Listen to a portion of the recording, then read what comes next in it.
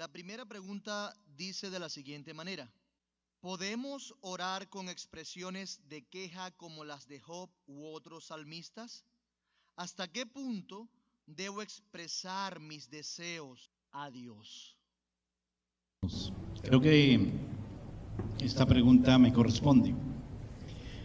La respuesta es, hablamos que es importante que oremos en el espíritu de las Sagradas Escrituras. Así que, siendo conciso en mi respuesta, es legítimo clamar, como vemos que clamaron algunos hombres y mujeres de Dios, y lo hicieron con un corazón humilde, con un corazón de verdadera conciencia de su dependencia absoluta de Dios y reconocimiento de su soberanía, así como aceptación de su voluntad en todas las cosas. De tal manera que si estamos guardando ese mismo espíritu de las Escrituras, podemos usar incluso algunas oraciones que encontramos en la palabra de Dios como una fuente de guía para las palabras, el lenguaje con el que podemos elevar nuestra plegaria personal al Señor. Gracias, Pastor Guillermo. Por otra parte, tenemos la siguiente pregunta: ¿cómo aconsejar a una hermana profesional que no ejerce su profesión? ¿Se equivocó interpretando su vocación terrenal?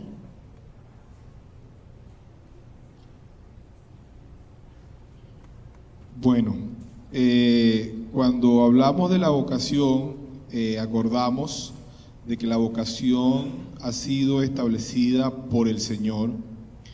Evidentemente que en el entendimiento de ese llamado, puede que alguna persona particularmente haya escogido seguir el camino equivocado. Ahora, saber si una persona está caminando o no en el llamado que Dios le ha hecho, realmente tendría que evaluarse el caso particular. Lo que tenemos que tener por cierto es que a esas mismas personas que Dios les hace un llamado particular, Dios los capacita para tal llamado y para el cumplimiento de tal labor.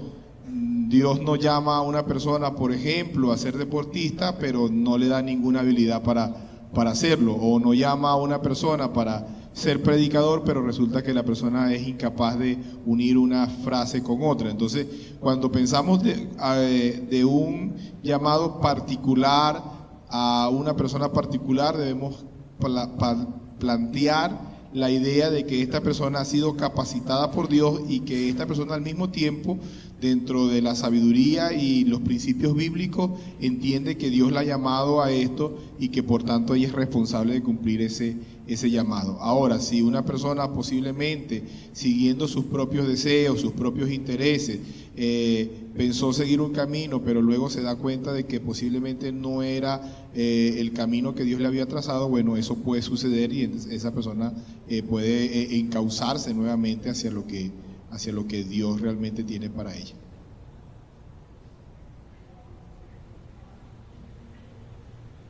Ok, gracias, Pastor Oscar. Tenemos también la siguiente pregunta: ¿cuál es el punto de equilibrio entre la comunión cristiana y la vocación terrenal? ¿Debe un cristiano elegir lo primero? Repito, ¿cuál es el punto de equilibrio entre la comunión cristiana y la vocación terrenal? ¿Debe un cristiano elegir lo primero?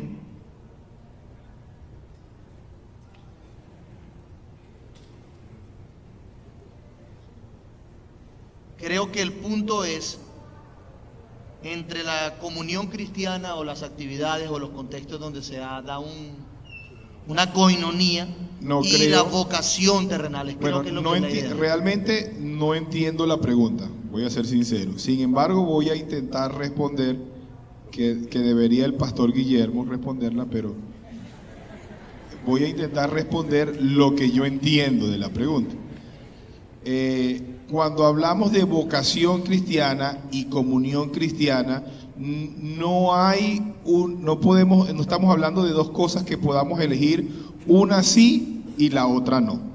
No estamos hablando de dos cosas, porque de hecho son dos mandatos divinos. Nosotros debemos tener comunión cristiana y debemos ejercer la vocación a lo que Dios nos ha llamado. Ahora, tenemos que tener cuidado porque cuando estamos hablando de la vocación terrenal, también al mismo tiempo hablamos de que la vocación terrenal o el llamado particular está superditado al llamado general, que es el ser cristiano y comportarnos como cristianos y vivir para la gloria de Dios.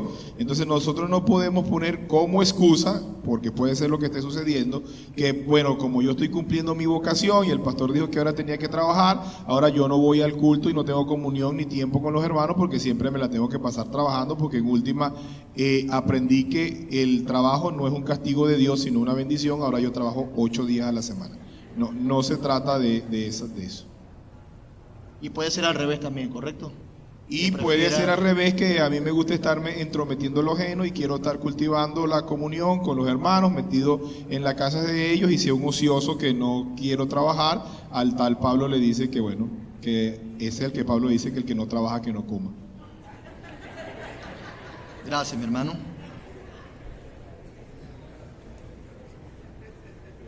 Ok. Los otros hermanos también pueden responder, porque veo que la otra pregunta va dirigida también a la vocación, así que nos gustaría escucharles si fuese necesario. ¿Qué opinión puede dar acerca de la nueva corriente de pensamiento que promociona la supuesta libertad financiera, que vende una idea para que la persona no tenga nada que trabajar más? Bueno,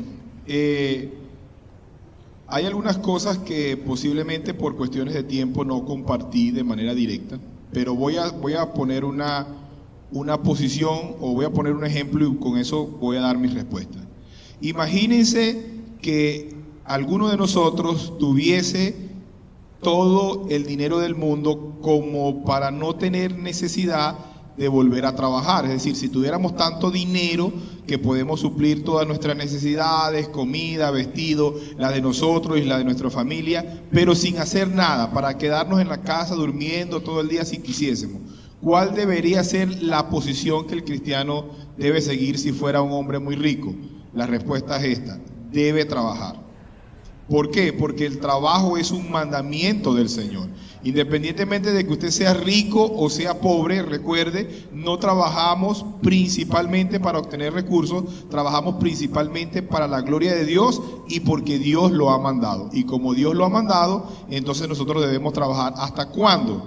Hasta que estemos en la gloria con Él. Sí. Saben que esta pregunta me hace recordar hace unos años en Colombia hubo un fraude. Mucha gente perdió plata por lo que llaman pirámides o algo así. Entonces un hombre le ofrecía a las personas que si invertían 500,000 pesos, al próximo mes estaban recibiendo 250,000 pesos. Y cada mes iban a recibir 250,000, o sea que era un interés pues que uno no lo consigue en ningún banco, ¿verdad?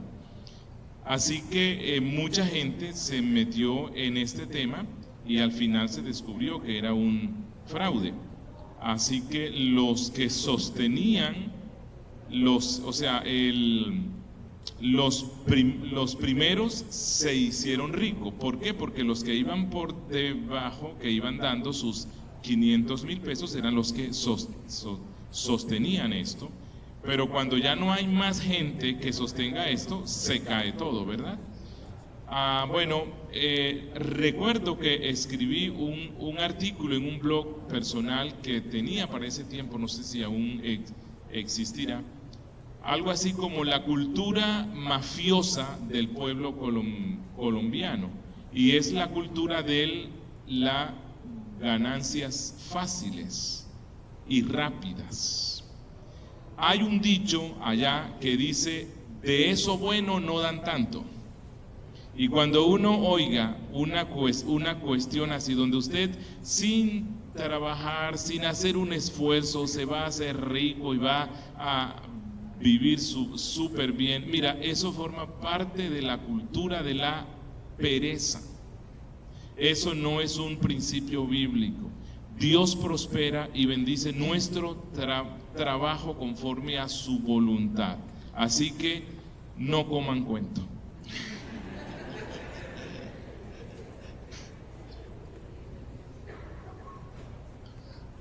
En nuestro país, y consultando brevemente aquí con el pastor Oscar, me dice que aquí quizás hay una figura parecida.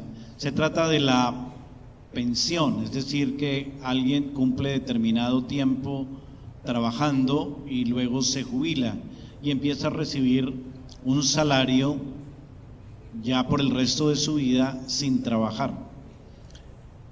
Esto es interesante, ¿por qué? Porque muchas personas están en función de acabar rápidamente los 35 años o algo así que se deben llenar de requisito ante el Estado, 35 años laborables para que puedan entonces pensionarse, y anhelan que llegue ese día para dedicarse a mirar para el techo. Y la mayoría de los que están en ese proceso, ese es su objetivo, esa es su meta. Pero hermanos, esa es una meta muy vana. Hay una ilustración de una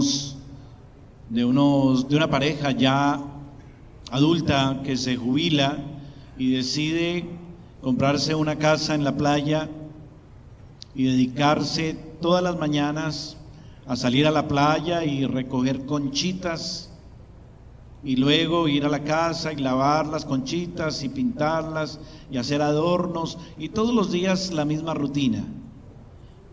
¿Creen ustedes que el hombre hecho a imagen y semejanza de Dios está invirtiendo bien su vida haciendo esto todos los días? Es una reflexión importante para aquellos que anhelan, como la pregunta, tener una libertad financiera.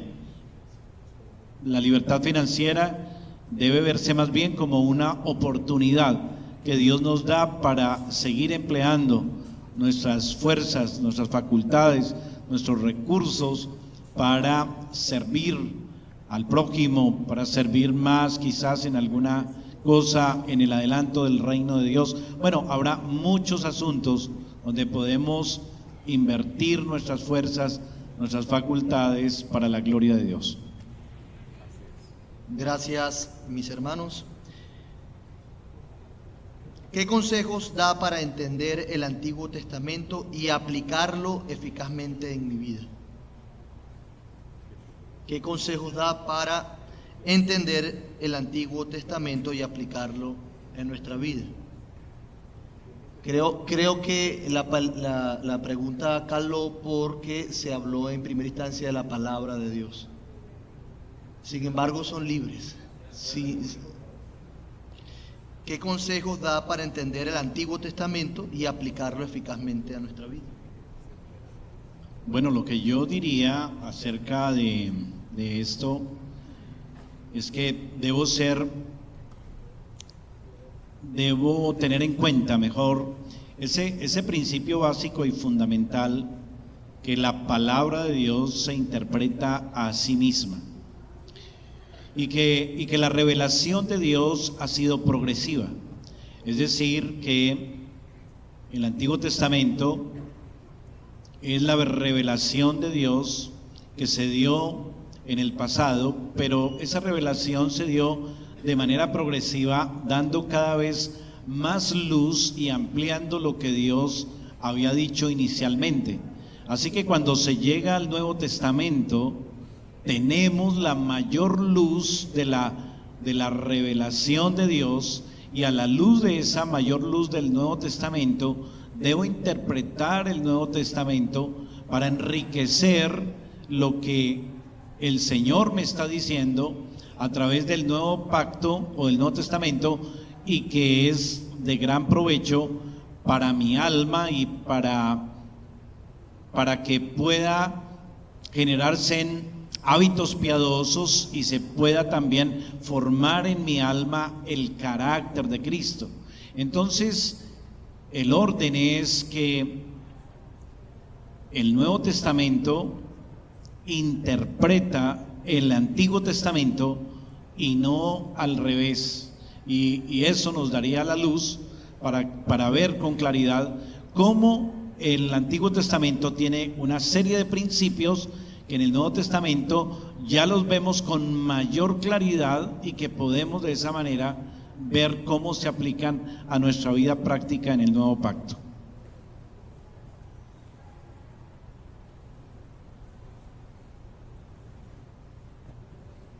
Saben que cuando nosotros vamos al Nuevo Testamento, allí se nos muestra cómo usaron los santos del Nuevo Testamento el Antiguo Testamento. ¿Recuerdan en el día de la resurrección? Cristo mismo nos enseñó cómo se usa. En el día de la resurrección iban dos de sus discípulos rumbo a Emaús. Iban tristes. Y Cristo se les acercó y ellos no lo reconocieron. Cristo les preguntó, ¿qué les pasa? ¿Por qué están tan tristes? Ellos dicen, tú eres el único que ha estado aquí, que no sabe las últimas cosas que han estado pasando y cómo a este hombre justo lo mataron, tal. Y entonces la Biblia dice que Cristo, desde el Antiguo Testamento, les mostró que era necesario que estas cosas pasaran, acontecieran. ¿Recuerdan al diácono evangelista? El Espíritu Santo lo lleva rumbo al desierto y se encuentra con un carruaje del tesorero de la reina de Candace, y escuchó que iba leyendo a Isaías. Y él le pregunta, ¿entiendes lo que lees? Y dijo, ¿cómo si no hay quien me explique? Así que él sube y le enseña el Evangelio. ¿Desde qué libros? Desde el Antiguo Testamento. Y le enseñó incluso la necesidad del bautismo. Así que los primeros predicadores cristianos, los apóstoles y pastores, predicaron el Evangelio desde el Antiguo Testamento. Así que de allí es que en la época de la Reforma se nos insiste que Cristo está en todas las Escrituras, y que una forma de leer el Antiguo Testamento es buscando cómo nos conduce a Cristo, cómo nos muestra a Cristo.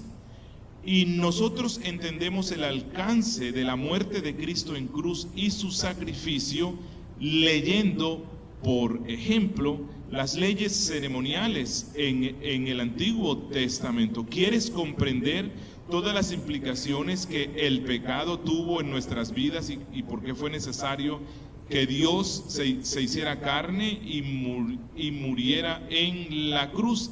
Leamos la ley de Moisés y todas sus leyes ceremoniales, de limpieza, de exclusión de leprosos, todo lo estricto que eran los animales que tenían que sacrificarse. Así que yo creo en el principio cristocéntrico en la lectura e interpretación de las Sagradas Escrituras, y eso fue lo que hicieron los padres de la iglesia.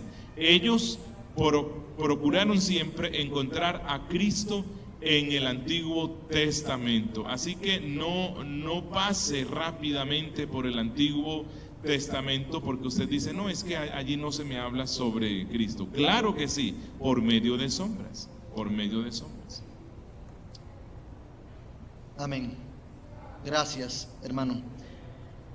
Soy padre y me siento frustrado porque al llegar la noche estoy sumamente cansado para hacer el devocional. ¿Cómo puedo mejorar en la constancia?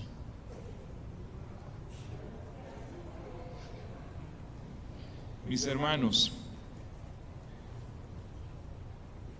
no desconocemos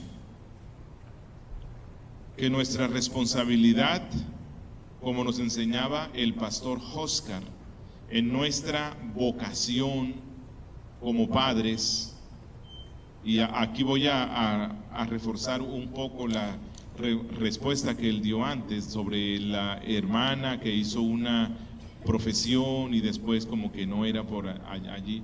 Bueno, yo creo que hay que entender cuál es la vocación general que nos dio Dios. La vocación general que nos ha dado a los hombres, aunque todos no se van a casar, pero casi todos, es ser esposos, ser padres, si Dios nos da hijos, ser proveedores, ser protectores. Por lo tanto, mis estudios, mi profesión y lo que haga en mi vida joven debe estar enfocado en adquirir destrezas que me permitan cumplir con esa vocación. En el caso de las damas, si Dios les concede esto, van a ser esposas, van a ser madres. Probablemente, bueno, casi siempre hay que instruir a los hijos a casa, y ellas pues son las que más tienen esta responsabilidad. Así que bueno, si vas a la universidad o en tu vida de joven, trata de prepararte para esa vocación, por si Dios te tiene para el matrimonio. Así que hombres, recuerden esto: la vida en esta tierra no es sencilla, no es fácil. La vida en esta tierra demanda esfuerzos. Usted llega cansado para hacer el devocional con sus hijos, pero no llegas cansado para prender el televisor y ver Netflix. ¿Sí se han dado cuenta? O sea, con sinceridad. Hay veces que yo le he dicho a mi esposa: es que estoy cansado, qué día tan largo, voy a prender el televisor. ¿Por qué no te pones a leer la Biblia? Eso te va a dar más descanso. Así que en ocasiones nos consideramos que estamos muy cansados para eso, pero no cansados para otra cosa. Bueno, usted puede recostarse en la cama. Yo sé que están unos que dicen que el devocional o el culto familiar hay que hacerlo en la sala, todo el mundo sentado y todos tienen que estar bien firmecitos. Mire, no es un culto en la congregación, es algo familiar. Y en ocasiones, bueno, usted está cansado, se recuesta en la cama, pero no se acueste completamente, porque ahí sí se duerme, ¿verdad? Pero usted puede estar en una posición de descanso, quitarse los zapatos, tal vez su esposa o su niña, y a las niñas les encanta consentir a los padres, ¿no? Así que ella puede que le sobe los pies, que traiga agüita tibia, y usted hace allí el devocional. Realmente, hermano, somos expertos en buscar excusas, y no lo digo por el que hizo la pregunta, sino por mí. Yo soy padre y esposo y trabajador, soy pastor, y somos expertos en buscar excusas. Yo sé que estamos cansados, pero hermanos, el alma de nuestros hijos vale mucho más que cualquier cansancio.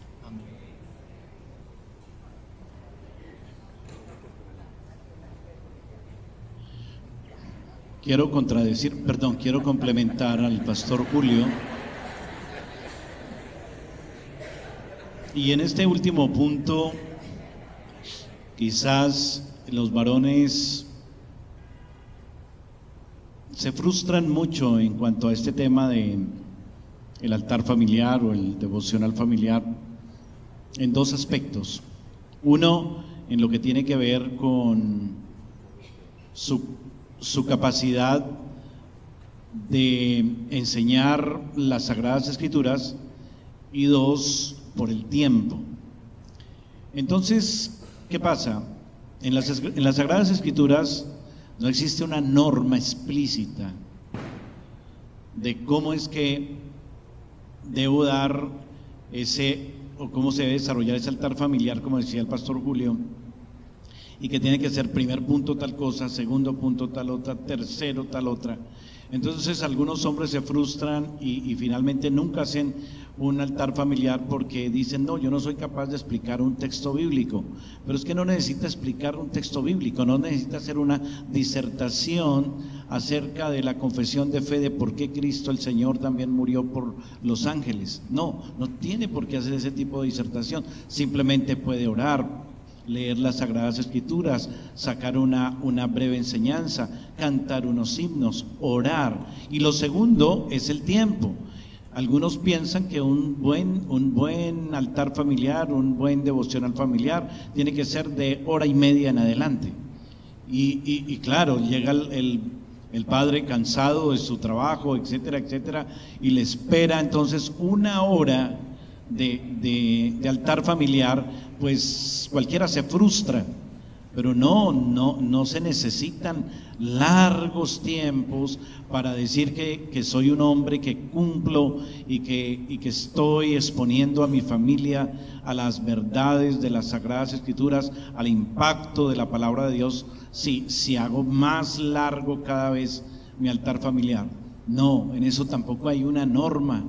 Lo importante es que haya esos elementos, la lectura de las Sagradas Escrituras, y no tiene que ser todo un libro o todo un capítulo, no, un pasaje, un canto, un himno, una oración, y así entonces podemos de esa manera sortear también esas providencias difíciles de un día agotador, de un día largo de trabajo, y así no nos frustramos en ese ejercicio familiar.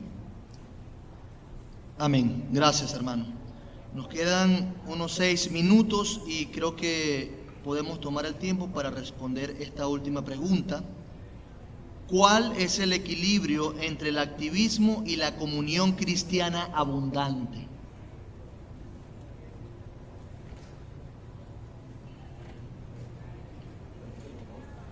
¿Cuál es el equilibrio entre el activismo y la comunión cristiana abundante? Bueno, empecemos por decir que no hay que buscar equilibrio con el activismo. El activismo para mí no es bíblico. El activismo, como la palabra lo indica, es actividad vacía, estar constantemente haciendo algo en la iglesia, en la comunión de los santos.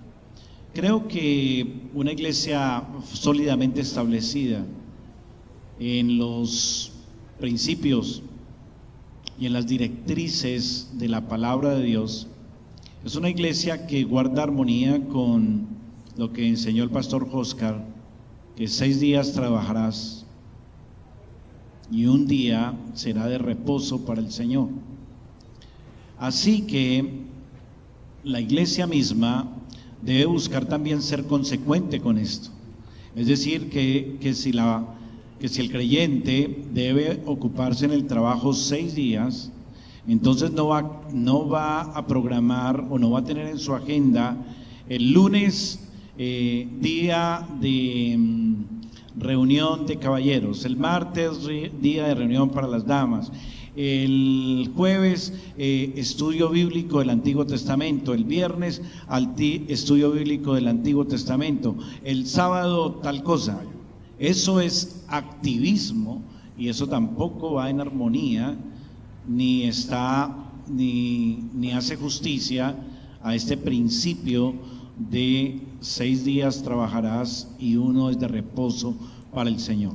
Así que, hermano, hermana, si usted tiene un espíritu donde se compromete con la agenda de su iglesia, que tiene una agenda bíblica, que tiene una agenda que está en armonía y en equilibrio con la eclesiología del Nuevo Testamento, usted tranquilamente le animo a que apoye, a que participe esa agenda que mayormente va a estar centrada en el día del Señor, sin quitar que quizás esporádicamente haga algún tipo de actividad como este congreso, como estas conferencias, pero que es una sola vez al año, ¿verdad?